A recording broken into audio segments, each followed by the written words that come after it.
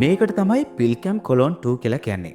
මෙම කුඩා ගිල දැමිය හැකි කැමරාව ඔබේ ආහාර ජීර්ණ පද්ධතිය හරහා ගමන් කරන විට රූප දහස් ගණනක් ග්‍රහණය කරගන්නවා.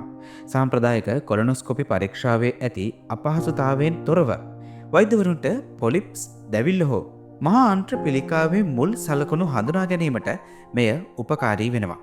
ඒ සිදු කළ යුත්තේ ඔබ ඔබේ ඕනෑම සාමාන්‍ය ආහාර වේලක් මෙන් ජලය සමග මේ පෙති ගිල දැමීමයි.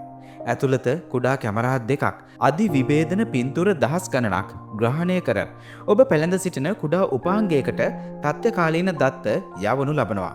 කැප්සියුලය ඔබේ බඩවැල් හරහා ගමන් කරන විට ඒ සාම්ප්‍රදායික විෂයපත ක්‍රියාපටිපාටියකට අපහසුතාවයකින් තොරව පොලිප්ස් හා පැහැදිලි කළ නොහැකි ලේ ගැලීම වැනි විභව ගැටලු හඳුනා ගැනීමට වෛද්‍යවරුන්ට උපකාරී වෙනවා.